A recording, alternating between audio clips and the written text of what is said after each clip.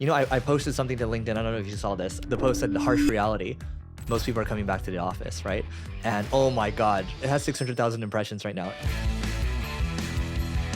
You know, someone from a big agency responded. She has like 28,000 people at that agency, right? She was like, no, this is the harsh reality. People don't want to face the truth, right? People don't want to be accountable. It's like, well, you know, all these people that run these companies, they just want to control everything. They just want power. And then I responded. I didn't respond to all the comments. This is one I responded to. I was like, look, do you think these people are starting a business just to have power? Like, or do you think they started a business to have good products and services and they want to work with people and they want to produce, right? At the end of the day, do you think they really want to take the time to control? Like, do you even think they want to go to the office? Like, I don't want to go to the office. I love working in my shorts, right?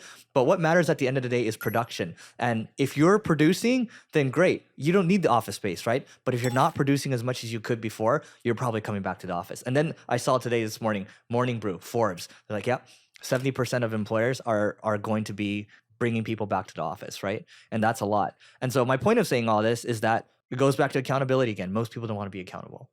Now, here's a question for you. With going back to the work, have you guys got an office here locally? Because you used to have an office in downtown LA. So we did this. We have like a right across from the Century City Mall. We're at that little WeWork, right? And we got a small one as a test. Oh my God, we're flying so fast in that office right now.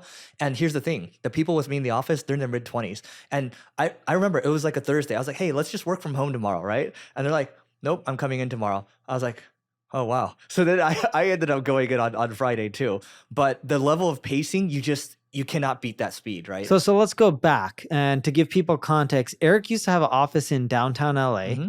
And I don't know what the square footage of the office was, but it was decent size, like 5,000 square feet? Something like that, yeah. All right. It was a beautiful office building, by the way. It was expensive. Yeah, I like that office. Great views. And then now he got a WeWork. I'm assuming it's much smaller than your downtown It's smaller than this room. It's like a little entry-level room. 4 desks. And when you had your office in downtown LA, how many people used to come there on a daily basis? 20 plus? Yeah. And now how many people do you have coming to the WeWork? Well, everyone's still remote. Like we're largely remote first, right? So everyone's distributed. But we have like 4 people in LA. And they all come to the office. Uh-huh. And when you started getting the 4 people coming to the office, you said you started flying fast. Let's give people some real context. What do you mean by flying fast? Not hypothetical, but what differences have you actually seen? I'll give you an example. We're right before we're gonna go to lunch, I had said something. I was like, dude, I just saw this thing over here. And then my CTO was like, oh, no, dude, we can just implement this immediately, blah, blah, blah. Like he immediately just implemented, like sent a message out, and then we got that thing done. Literally, it took like 5 minutes, right? And usually like it's like, oh my God, if you go to the office, oh, you're gonna get interrupted all the time, right? And I hate getting interrupted, but largely all the interruptions are positive. It's like, hey, what about this over here? What about this? Have you seen this over here? We talk about ideas a lot faster. There's no waiting for next week to check on this or waiting another 3 days to get on a call, right? It just happens right there. And from conversations, 4 or 5 other ideas sprout out. It's like, oh, I should talk to this person over here. Like we get things done faster. And they said it themselves. I was like, hey, so guys, what do you think about the in-office, right? And it's only been a couple weeks of doing this. And they're like, this is what we need. And they're like, they don't believe that people graduating from college can work from home on their own. They just don't know how to work, right? And so that just graduated college. They're like, if you just graduated, even if you're in your mid-20s, you should be coming into the office. They said this. I didn't say this, right? And so that's why I do believe that the pendulum is swinging, that a lot of people are going to come back to the office. And it's high performers will be high performers anywhere, and high performers can work anywhere. But let's face it, the vast majority of people, unfortunately, are not high performers. That's true. I agree with that. Yeah. And I think for the younger generation, not going to the office means that you're not going to develop your skills as much, and it's going to hurt your career down the road. It's going to stunt your growth. Yeah. Right? The last 5-10 years or whatever. Like, I think the people that really love it, and I've watched the comments, right? It's like, who's commenting? Oh, it's the employees that like, well, no, I don't like the commute, whatever, da-da-da-da-da, right? And it's like, but then you have people that comment and are like, no, let's be honest. One person commented, it's like, I'm just going to be completely honest here.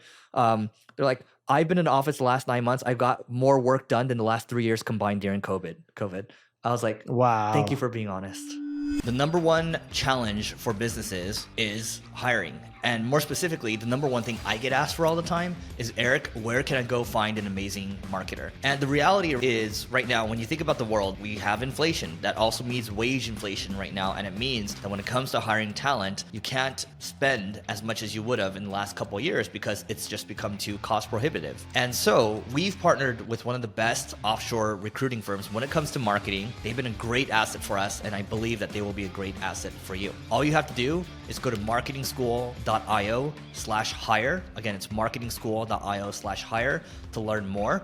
You can fill out the form there, and we're going to place you with the best marketing hires that we can help you find. Dude, most people don't want to go to the office because they don't want to do the commute. And a lot of people, this is sad, I've met quite a few people who don't like going to the office because they can just travel the world and do whatever they want and work a lot less and cash the same paycheck. And by the way, like I understand where people that say that are coming from. Like, it's much better for you personally to be working from home. Like, you work well from anywhere. I work well from anywhere. I get it, right? But that's not most people. It isn't most people. But I think the argument that they make, it's like, look, it's good for you personally, but what's best for the business is best for the business. It's not about you take care of the business first, and then that takes care of the people. I think people have it reversed. I also think it depends on the role that you're in. So for example, I have no direct reports. Going into office, I still think it helped quite a bit of people and myself.